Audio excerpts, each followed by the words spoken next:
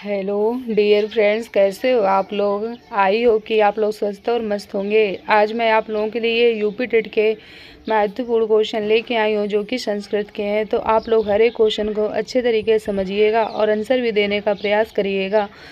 ये क्वेश्चन आपके exam point of view से बहुत ज़्यादा इम्पॉर्टेंट है। और अगर अभी तक आप लोगों ने उन पिछली क्लास को न देखा हो तो उनको भी देख लीजिए जाके और क्वेश्चन को समझिए अच्छे तरीके से। तो चलिए हम लोग क्वेश्चन की तरफ बढ़ते हैं। आप लोग क्वेश्चन भी समझिएगा और साथ साथ आंसर भी देने का प्रयास करिएगा। पहला क्वेश्चन हमारा कह रहा है कि स्था धातु लंग लकार मध्यम पुरुष एक वचन का रूप होगा। क्वेश्चन क्या पूछा गया? क्वेश्चन पूछा गया है कि स्था धातु का लंग लकार का मध्यम पुरुष एक वचन का रूप क्या होगा, ये आपको बताना है। पहला कह रहा है अतिष्ठत, दूसरा कह रहा है अतिष्ठता, तीसरा कह रहा है अतिष्ठम, चौथा कह रहा है अतिष्ठाम। तो इसका जो करेक्ट आंसर है वो क्या हो जाएगा? तो इसका जो करेक्ट आंसर है हमारा वो सेकंड नंबर हो जाएगा। क्या हो जाएगा? अतिष्ठा हो जाएगा। ठीक है, ये आपको याद रखना है। स्था धातु की जो लंग लकार का रूप होता है वो होता है अतिष्ठत, अतिष्ठताम, अतिष्ठन, ये होता है। इसके बाद जो इसका सेकंड रूप होता है वो होता है अतिष्ठम, मध्यम पुरुष का अतिष्ठम, अतिष्ठत होता है। इसके बाद जिसका उत्तम पुरुष होता है वो होता है अतिष्ठम, अतिष्ठाव और अतिष्ठामा। ये आपको याद रखना है। तो आपसे क्या पूछा गया था? आपसे पूछा गया था एक वचन का रूप। तो एक वचन का इसका क्या हो जाएगा? अतिष्ठा हो जाएगा मध्यम पुरुष का। और एक वचन का आपसे पूछा गया था तो मध्यम पुरुष का और एक वचन का क्या हो जाएगा? अतिष्ठा हो जाएगा। तो आई होप आप लोगों को ये वाला क्वेश्चन अच्छे तरीके से समझ में आया होगा। अब चलिए हम लोग अगले क्वेश्चन को समझते हैं। अगला क्वेश्चन हमारा क्या कह रहा है? अगला क्वेश्चन कह रहा है असीत अस धातु के किस लकार का रूप है? क्या कहा गया है? कहा गया है कि असीत जो है वो अस धातु के किस लकार का रूप है, ये आपको बताना है। इसमें पहला कह रहा है लट लकार, दूसरा कह रहा है लिट लकार, तीसरा कह रहा है लंग लकार, चौथा कह रहा है लोट लकार। तो इसका जो राइट आंसर है वो क्या हो जाएगा? असीत अस धातु के किस लकार का रूप है, ये आपसे पूछा गया है। तो इसका जो करेक्ट आंसर है वो क्या हो जाएगा, ये आपको बताना है। तो इसका जो करेक्ट आंसर है वो हमारा सी नंबर हो जाएगा। क्या हो जाएगा? लंग लकार हो जाएगा। असीत अस धातु के लंग लकार का रूप होता है। अस धातु का लंग लकार का जो रूप होते हैं उनके बारे में समझते हैं। क्या होता है? प्रथम पुरुष में होता है असीत अस्ताम आसन, दूसरा होता है आसी अस्ताम अस्त होता है। इसके बाद जो उत्तम पुरुष होता है इसमें होता है आसम आसु आसम होता है। तो इसका जो करेक्ट आंसर है वो हमारा क्या हो जाएगा? सी नंबर हो जाएगा। क्या हो जाएगा? लंग लकार हो जाएगा। ये भी आपको याद रखना है। अब चलिए हम लोग अगले क्वेश्चन को समझते हैं। अगला क्वेश्चन कह रहा है वद धातु लोट लकार मध्यम पुरुष द्विवचन निम्नलिखित में से कौन होगा? इसमें क्या पूछा गया है आपसे? इसमें वद धातु को पूछा गया है कि वद धातु लोट लकार मध्यम पुरुष दो वचन का निम्नलिखित में से कौन सा होगा? तो कौन सा होगा इसका करेक्ट आंसर, ये आपसे पूछा गया है। पहला कह रहा है वदताम, दूसरा कह रहा है वदंत, तीसरा कह रहा है वदतम, चौथा कह रहा है वदत। तो इसका जो करेक्ट आंसर है वो क्या हो जाएगा? तो इसका जो करेक्ट आंसर है वो हमारा सी नंबर हो जाएगा। क्या हो जाएगा? वदतम हो जाएगा। क्या हो जाएगा? वदतम हो जाएगा। वद धातु लोट लकार मध्यम पुरुष द्विवचन का रूप में से क्या हो जाएगा? वदतम हो जाएगा। वद का मतलब किससे होता है? बोलने से होता है। लोट लकार इसके रूप होते हैं, इनके बारे में समझते हैं। लोट लकार का वदत वदताम वदंतु वद वदतम वदत वदानी वदाओ वदामा, ये होता है। तो इसका जो करेक्ट आंसर है वो क्या हो जाएगा? वदतम हो जाएगा। ठीक है, ये आपको याद रखना है। क्या पूछा गया था? पूछा गया था मध्यम पुरुष द्विवचन का रूप। तो इसका क्या हो जाएगा? वदतम हो जाएगा। अब चलिए हम लोग अगले क्वेश्चन की तरफ बढ़ते हैं। अगला क्वेश्चन हमारा क्या कह रहा है?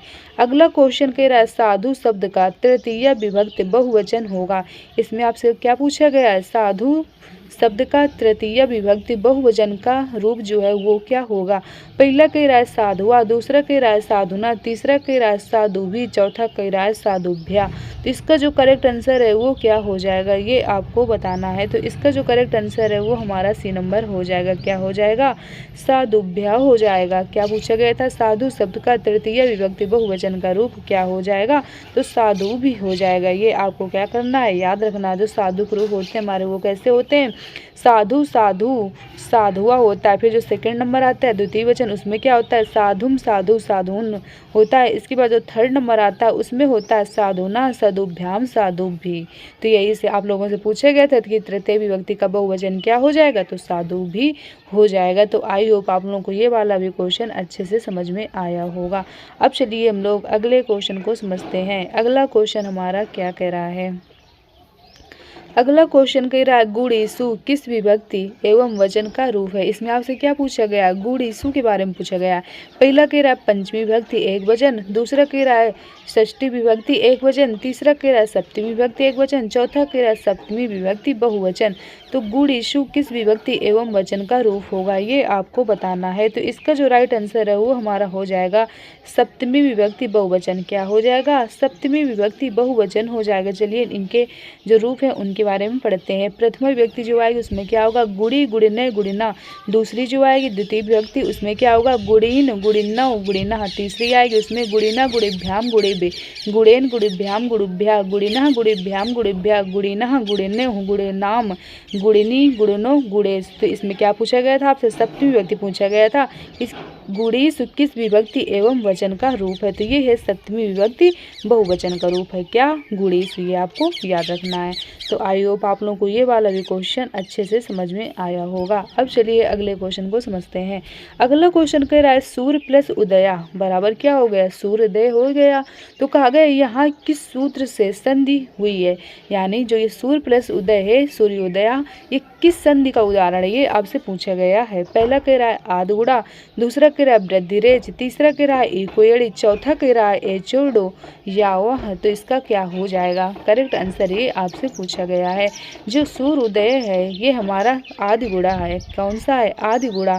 आदिगुड़ा किस सूत्र मतलब किस संधि का होता है, ये भी आपको याद रखना है, ये होता है गुण संधि का सूत्र। ठीक, तो आप लोगों से क्या पूछा गया था, सूत्र पूछा गया था। तो ये आपको याद रखना है कि ये आदगुड़ा सूत्र से संधि है। आदगुड़ा आ वर्ड से अच पर होने पर पूर्व एवं पर के स्थान पर गुण आदेश होता है। आद गुण संधि विधायक सूत्र होता है और ये किस चीज़ का है, ये गुण संधि का, ये भी आपको याद रखना है। ठीक, तो आई होप आप लोगों को ये वाला भी क्वेश्चन अच्छे समझ में आ गया होगा। अब चलिए हम लोग अगले क्वेश्चन को समझते हैं। अगला क्वेश्चन कह रहा है नयनम का संधि विच्छेद होगा। अब किसका पूछा गया है, नयनम का पूछा गया है। तो इसका जो करेक्ट आंसर है वो क्या हो जाएगा, पहला कह रहा है ने धन अनम, दूसरा कह रहा है ने धन आयनम, तीसरा कह रहा है नय धन अनम, चौथा कह रहा है नय धन अयनम। तो इसका जो करेक्ट आंसर है वो क्या हो जाएगा, क्या पूछा गया है, नयनम का संधि विच्छेद क्या होगा। तो इसका जो करेक्ट आंसर है वो हमारा पहला हो जाएगा, क्या हो जाएगा, ने धन अनम हो जाएगा। चलिए समझते हैं इसके बारे में। कहा जा रहा है कि अच ए ओ ऐ ओ को क्रमशः ऐ औ याओ आओ आदेश हो जाता है, बाद में कोई अचस्वर होता है। ठीक, तो इसका जो करेक्ट आंसर है वो हमारा कौन सा हो जाएगा, पहला नंबर हो जाएगा। नयनम किसका है, ने धन अयनम का है। ठीक, ये आपको याद रखना है। अब चलिए हम लोग अगले क्वेश्चन को समझते हैं। अगला क्वेश्चन कह रहा है रामे धन अपि रामेडपि, यहाँ किस सूत्र का प्रयोग हुआ है। इसमें भी आपसे क्या पूछा गया है, सूत्र पूछा गया है। पहला कह रहा है एडा पदांत दति, दूसरा कह रहा है एडी परिरूपम, अगला कह रहा है एको एड़ेची, अगला कह रहा है ईचो डे यावाह।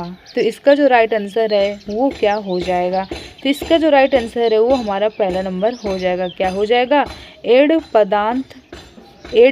पदांतः दति हो जाएगा। चलिए इसके बारे में समझते हैं।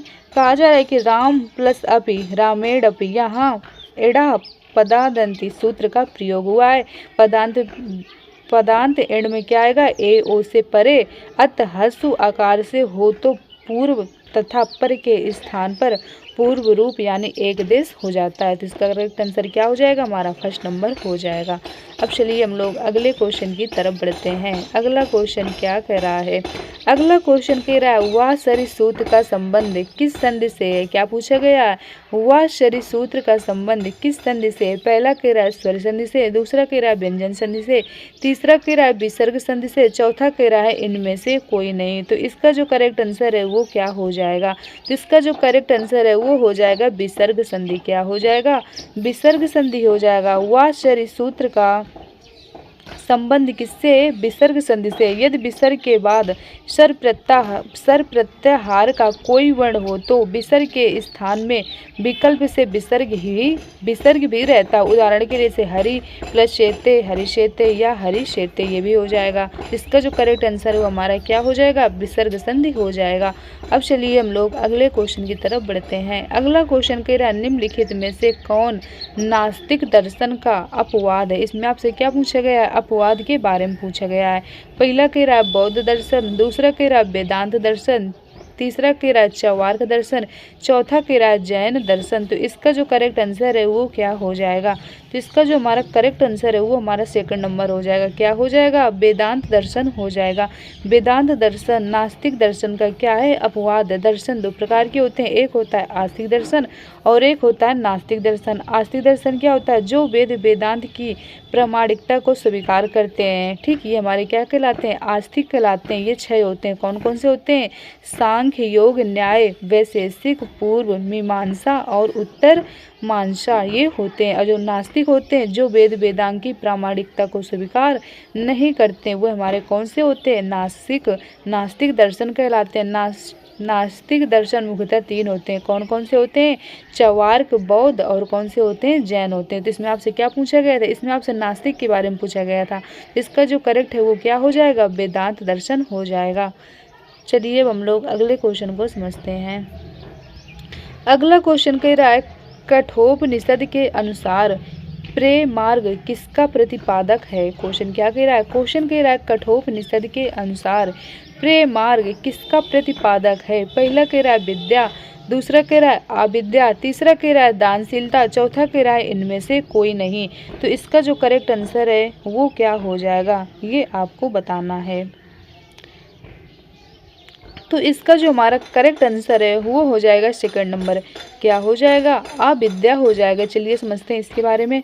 कठोपनिषद के अनुसार प्रेम मार्ग अविद्या का प्रतिपादक है। कठोपनिषद यजुर्वेद की कठ शाखा से संबंधित है। इसमें कुल 2 अध्याय हैं। कितने अध्याय हैं? 2 अध्याय हैं और प्रत्येक अध्याय में 3-3 वल्लियां हैं। कठोपनिषद के प्रथम अध्याय के द्वितीय वल्ली में श्रेय पर प्रेम मार्ग का वर्णन किया गया है। तो इसका जो करेक्ट आंसर है वो हमारा क्या हो जाएगा? अविद्या हो जाएगा। अब चलिए हम लोग अगले क्वेश्चन की तरफ बढ़ते हैं। अगला क्वेश्चन कह रहा है कठोपनिषद के अनुसार नचिकेता ने द्वितीय वर के रूप में यमराज से क्या याचना की थी? पहला कह रहा है पिता की प्रसन्नता, दूसरा कह रहा है आत्म तत्व का ज्ञान, तीसरा कह रहा है अग्नि विद्या, चौथा कह रहा है श्रेय और प्रेय का ज्ञान। तो इसका जो करेक्ट आंसर है वो क्या हो जाएगा? इसका जो करेक्ट आंसर है वो हमारा थर्ड नंबर हो जाएगा। क्या हो जाएगा? अग्नि विद्या हो जाएगी। चलिए समझते हैं इसके बारे में। कठोपनिषद के अनुसार नचिकेता ने द्वितीय वर के रूप में यमराज से अग्नि विद्या की याचना की थी। किसकी की थी? अग्नि विद्या की याचना की थी। सात्वमर्गिना स्वर में देश मृत्ये प्रभूति तम श्रद्धानाय मध्यम स्वर्गलोका अमृतोत्तम भ्रजनंत एतत् द्वितीय वड़े वारेण। दूसरे वर के रूप में नचिकेता के उस अग्नि विद्या का ज्ञान मांगा जिसके द्वारा उत्पन्न सुख के लोक स्वर्ग की प्राप्ति होती और किसी प्रकार का भय नहीं रहता। तो ये आपको याद रखना है कि इसका जो करेक्ट आंसर है वो हमारा क्या हो जाएगा? अग्नि विद्या हो जाएगी। अब चलिए अगले क्वेश्चन की तरफ बढ़ते हैं। अगला क्वेश्चन कह रहा है मेघदूत के अनुसार यक्ष को कर्तव्यहीनता के कारण किसके नगर निवासन की सजा दी? क्वेश्चन क्या कह रहा है? क्वेश्चन कह रहा है मेघदूत के अनुसार यक्ष को कर्तव्यहीनता के कारण किसने नगर निर्वासन की सजा दी थी? पहला कह रहा है इंद्र ने, दूसरा कह रहा है विष्णु ने, तीसरा कह रहा है कुबेर ने। यहाँ पे आप लोग कुबेर कर लीजिएगा। अगला कह रहा है इनमें से कोई नहीं। तो इसका करेक्ट आंसर क्या हो जाएगा? तो इसका जो करेक्ट आंसर है वो हो जाएगा कुबेर। क्या हो जाएगा? कुबेर हो जाएगा। चलिए समझते हैं इनके बारे में। मेघदूत के अनुसार यक्ष को कर्तव्यहीनता के कारण कुबेर के नगर निर्वासन की सजा दी गई थी। मेघदूत कालिदास विरचित एक खंड काव्य या गीत काव्य है। ये 2 भागों में विभाजित है। कौन कौन से? पूर्व मेघ और उत्तर मेघ। इसका प्रधान रस प्रबल भंग श्रृंगार इसका कथानायक ब्रह्म वैतर पुराण से, सब दूत की कल्पना वाल्मीकि रामायण से की गई है। ये भी आपको याद रखना है। इसका नायक यक्ष हेमन माली बृहवतर पुराण के अनुसार तथा नायिका यक्ष की विशाल लाक्षी हैं। ये भी आपको क्या करना है, याद रखना है। तो इसका जो करेक्ट आंसर है वो हो जाएगा कुबेर। क्या हो जाएगा, कुबेर हो जाएगा।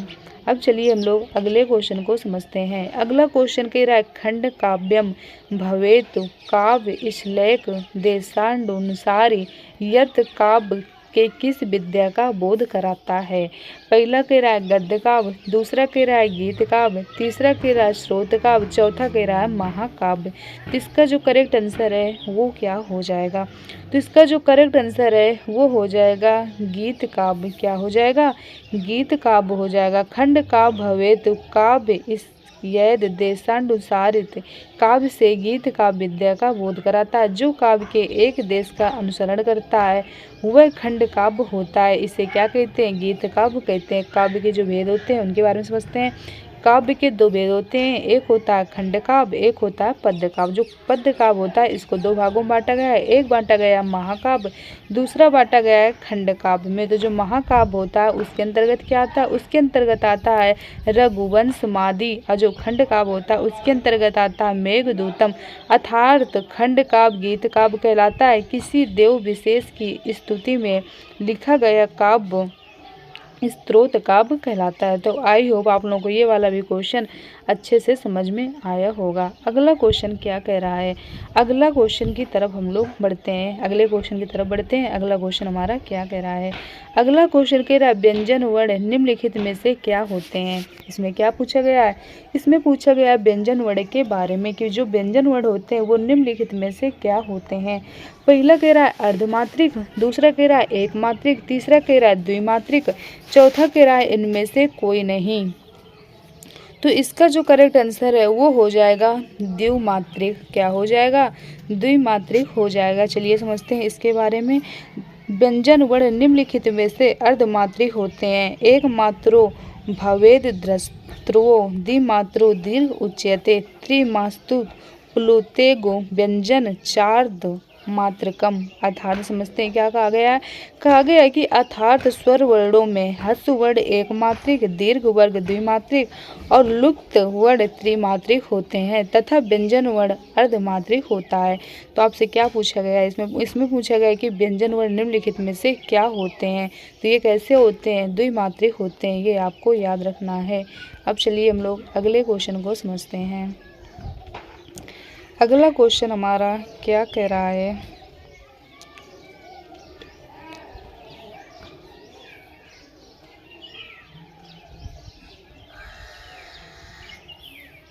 तो आई होप आप लोगों को यहाँ तक ये क्वेश्चन अच्छे तरीके से समझ में आ रहे होंगे और आप लोग क्या कर रहे होंगे, हर एक क्वेश्चन को बहुत बेहतर तरीके से समझने का भी प्रयास कर रहे होंगे।